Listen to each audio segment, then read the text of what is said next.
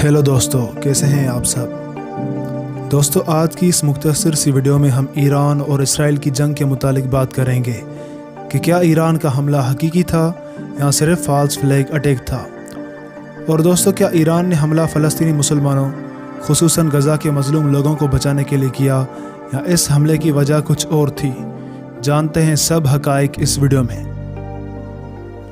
दोस्तों, पहले हम ईरान और इसराइल के तारीख़ी ताल्लुकात के बारे में बात करते हैं। 1979 से पहले ईरान और इसराइल के दरमियान दोस्ताना ताल्लुकात थे और ईरान उन चंद इस्लामी ममालिक जैसे कि तुर्की वगैरह में से एक था जिन्होंने 1948 में इसराइल को क़याम के बाद सबसे पहले कबूल किया था।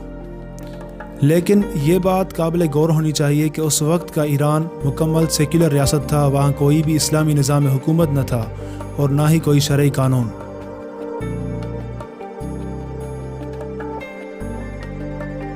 ईरान इसराइल ताल्लुकात उस वक्त अपने इख्तिताम को पहुँचे जब आयतुल्लाह ख़ामनेई की क़यादत में ईरान में इंक़िलाब के नतीजे में रज़ा शाह पहलवी की बादशाही ख़त्म कर दी गई और जिसके बाद ईरान की अमेरिका से दोस्ती दुश्मनी में तब्दील हो गई। वैसे ही ईरान इसराइल दोस्ती की बजाय दुनिया ने अब ईरान इसराइल दुश्मनी का आगाज़ होते हुए देखा। दोस्तों, अब बात कर लेते हैं हाल ही में 19 अप्रैल पे इसराइल पर ईरान की तरफ से होने वाले हमले के मुतालिक। इस हमले से जैसे कि इसराइल का नुकसान न होने के बराबर हुआ है, तो बहुत से लोगों को यह शुबा और तजस्सुस है कि ईरान का हमला असली था या फॉल्स फ्लैग अटैक था। क्या ईरान ने साज़बाज़ करके इसराइल पर सिर्फ दिखावे के लिए हमला किया? तो दोस्तों, इसमें कोई दो राय नहीं कि यह हमला फॉल्स फ्लैग अटैक नहीं बल्कि हकीकी था। तो फिर अब हम सब के जहन में सवाल आता है कि अगर यह हमला हकीकी था तो फिर इसराइल का नुकसान क्यों नहीं हुआ? तो उसका जवाब बहुत से जर्नलिस्ट के नज़दीक ये है कि मुमकिना तौर पर ईरान ने इसराइल को ज़्यादा नुकसान न पहुंचाने की गर्ज से हमले की कुछ इन्फॉर्मेशन अमेरिका तक लीक की ताकि ये जंग फुल स्केल वार में न बदल जाए, जो यकीनन ईरान की कैपेसिटी में नहीं और जैसा कि ईरान ख़ुद भी ये नहीं चाहता। और उसी इंटेलिजेंस इन्फॉर्मेशन की बुनियाद पर अमेरिका और उसके इत्तेहादी जिनमें इस्लामी ममालिक सऊदी अरब और जॉर्डन भी शामिल हैं ने मिलकर 70% से ज़्यादा मिसाइल इसराइल के फ़िज़ाई हदूद में दाखिल होने से पहले मार गिराए। बाकी जो बचे उनको इसराइली दिफाई सिस्टम आयरन डोम ने इंटरसेप्ट कर लिया, जिस सब के नतीजे में इसराइल का नुकसान न होने के बराबर हुआ। एक और अहम चीज़ दोस्तों वो ये है कि क्या वाकई में ईरान ने यह हमला फ़लस्तीन की हिमायत में किया? बहुत से लोगों को ये गलत फहमी है कि ईरान ने यह हमला गज़ा के मुसलमानों की खातिर किया। तो दोस्तों, इसका जवाब सरासर ना में है। एक चीज़ बहुत अहम है दोस्तों कि 21st सेंचुरी में किसी भी मुल्क के इक़दाम जज्बाती या मजहबी बुनियादों पर नहीं बल्कि अपने मफादात की खातिर होते हैं। दोस्तों, दरअसल ईरान का यह हमला इसराइल के पहले किए गए एक हमले की जवाबी कार्रवाई था।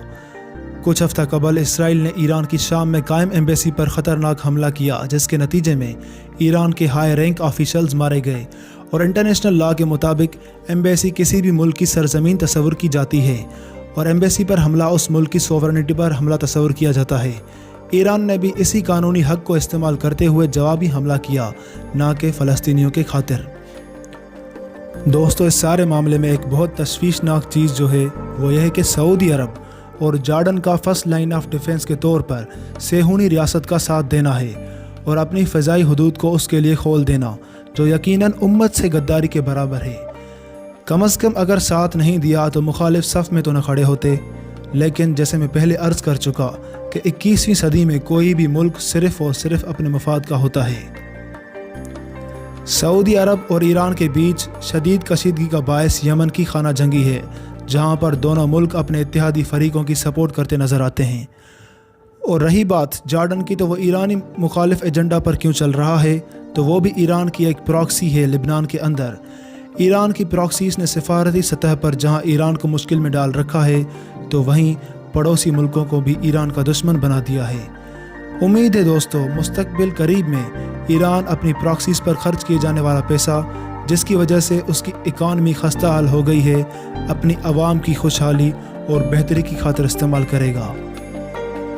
دوستو آپ سب سے گزارش ہے کہ میرے چینل فروزن ہسٹری کو سبسکرائب کریں اور ویڈیو کو پسند آنے کی صورت میں لائک کریں۔ شکریہ، ملتے ہیں ایک اور معلوماتی ویڈیو میں، تب تک کے لیے اللہ حافظ۔